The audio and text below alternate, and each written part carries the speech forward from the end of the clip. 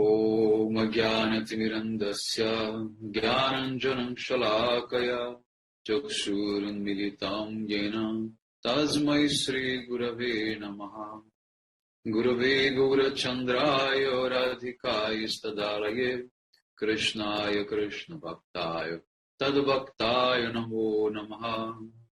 Narayanam Gurum Vande Sharanyam Bhakta Bandhavam Gauramanu Vishtam Purnam Radha Dasyam Pradayakam Rupalugacharya Varyam Gurupa Manjari Preshtakam Patita Pavana Karunyam Yugacharya Narayanam Vanchakalpatarubhyascha Kripa Sindhubhya Evacha Patitanam Pavanebhyo Vaishnavebhyo Namo Namaha.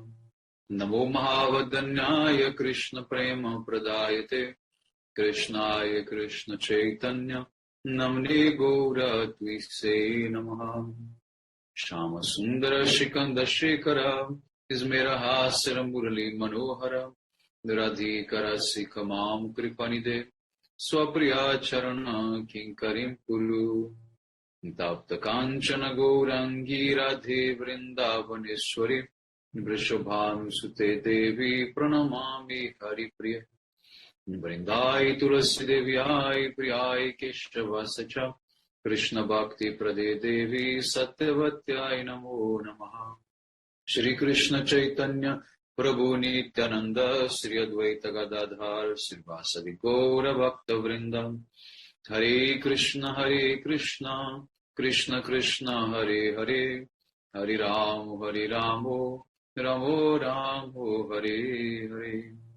So first of all, I begin offering my most humble obeisances to the dust of the lotus feet of Paramaradatam Shri Guru Pada Padma, Nitrila Pravishta Om Vishnupada Paramahamsa Parivrajagacharya Ashtotara Sata Srimad Shri Bhaktivedanta Narayana Goswami Maharaj Shri Guru Deva, and also to my most worshipable Shikshan Sannyasa Guru Nitrila Pravishta Om Vishnupada Ashtotara Sata Srimad Shri Bhakti Vijnana Bharati Goswami Maharaj, and to all Shri Rupananda Gauriya Guru Varga, to all Tridandi Sannyasis, Brahmacharis, Vaishnavas, Vaishnavis, and to all the assembled devotees here today, my most respectful obeisances. So by the causeless mercy of Srila Gurudeva and all Mahabhagavatas Acharyas, we are able to assemble here one more time. Verses 36-37. Tyevam darshayantayanstas cherur gopyo vichettasaha yam gopiyanayat krishno vihayanaya striyo vane sachamini tadatmanam varishtam sarvayoshitam hitva gopikama mamaso bhajate priyaha. The gopis, having lost their presence of mind, wandered from one forest to another. They were showing each other the footprints of Shri Krishna and his beloved, that fortunate gopi, whom he took to a secluded place, leaving behind all the other cowherd maidens, proudly felt, I am most favored. He has rejected all the others, who also love him dearly. I am the special recipient of his honor and veneration. So now the commentary of Srila Jiva Goswami Pada Vaishnava Tushani. When Krishna, with that Ramani alone, in that secluded place, she considered herself to be the most favored. Now this man has arisen in her. Although previously, when the other gopis were feeling proud, she was not in man. So this indicates two kinds of man in the Brajadevis. It means that when only their beloved manifests in their hearts, then their Istai Bhava becomes man. And then they experience Sanchari Bhava of so much happiness. However, when they slowly come to the external consciousness, this man is followed by the Sanchari Bhava of pride. She rather has very intense Anuraga. So in her heart, only Krishna was manifesting.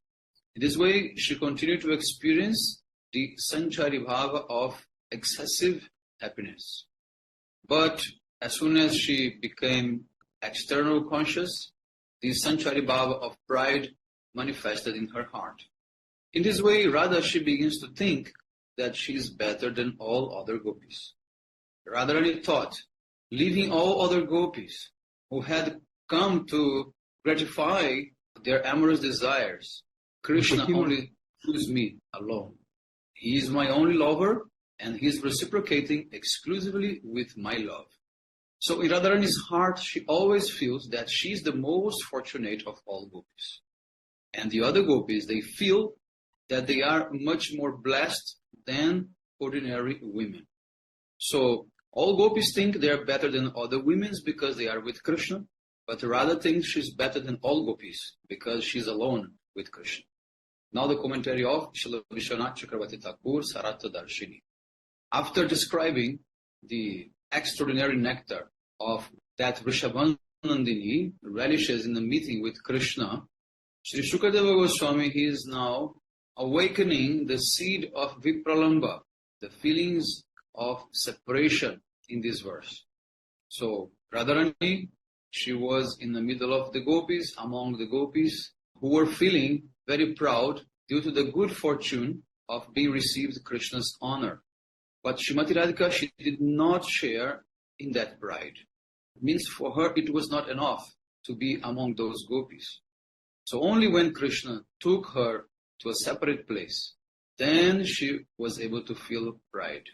And this is one type of man. She thought, my beloved Krishna has abandoned all the other gopis who were eager for amorous enjoyment. And now he is only with me, trying to please me in so many ways. After seeing that Krishna was with so many gopis, she has gone into man, but now this mood disappeared. Verse 38. Tato gatva vanodesham dripta keshavam abravit napareham chalitum nayamam jattate manaha. Developing pride in this way, that special gopi wandered in the forest with her lover and became intoxicated by her love and good fortune. She asked Krishna, who controls even Brahma and Shiva, "Oh, my beloved, I cannot walk any further. My tender feet are tired, so you can carry me on your shoulder wherever you like." Now the commentary of Srila Jiva Goswami Pada Vaishnava Tushani. She rather considered herself the most excellent of all gopis, and she was very proud of it. And as she continued walking in the forest with Keshava, the one who arranges the hair of Radha, then she spoke to him. After walking so much in the forest, I have become tired and cannot walk any further.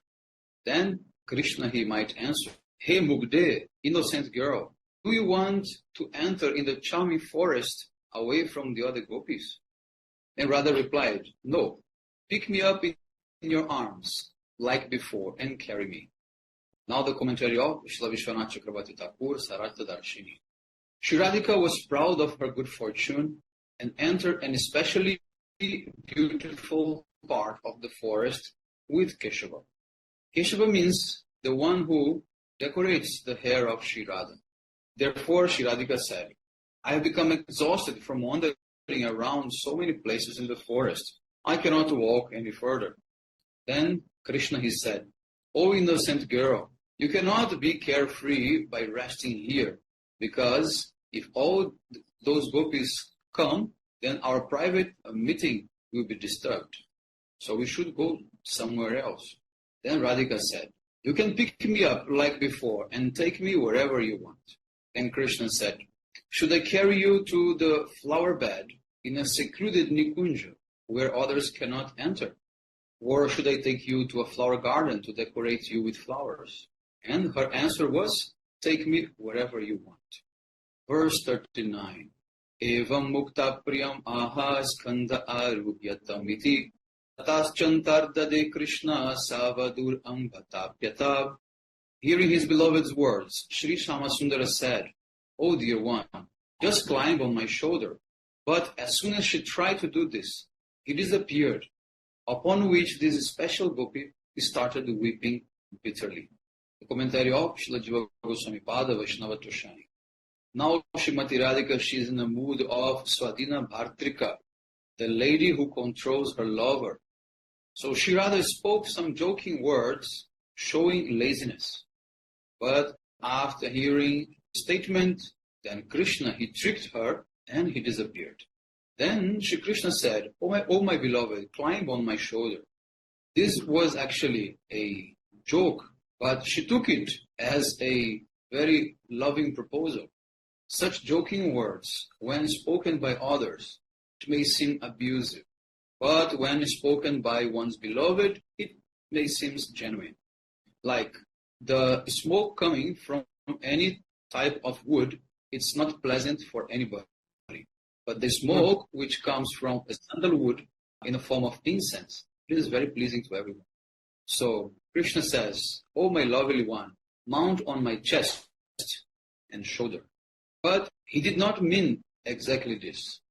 Actually, Krishna disappeared. The purpose of Krishna's disappearance was to remove the envy of the gopis from different groups and establish a good mood among all of them, like cooperative mood. And because of Krishna's disappearance, now all of them, they have a similar purpose of coming together. Krishna has the extraordinary capacity of performing many difficult tasks in one action. As a Swadhina Bhartrika controlling her lover, Shri Radhika, she exhibits the highest level of her prema. They were enjoying together their amorous meeting, but suddenly Krishna tricked her and disappeared. Then she fell from the very high ecstasy of union to the deep despair of separation. And she begins to cry, so much in separation. But even in such situation, her humility highlighted another aspect of her topmost level of prema, because her life and soul is the darshan of Krishna. Now the commentary of Srila Vishwanath Chakravarti Thakur, Sarata Darshini. So afterwards, Krishna, he thought to himself, Srimati Radhika, she gave up her natural contrary behavior and shyness, and she became completely absorbed in amorous pastimes with me. When the hero requests the heroine to go to the forest, to the flower bed in a forest, the heroine does not easily accept it. So, but if the heroine will be always in a contrary mood, then there will not be possible for both of them enjoy rasa fully. So this is the correct one. If both lovers display the same mood, then there is an obstacle in tasting rasa fully. So it means that Krishna, he was in Dakshina Bhav, he was in submissive mood, and Radha, she was in Pamya Bhav, contrary mood. But what happened? Because Radha told, you can do whatever you want, she became submissive, and both cannot be submissive. Then Krishna, he adopted the contrary mood. So if I give up my natural behavior of a hero, the Rasika devotees, they will not find fault in me, because this is according to the rules of Rasa.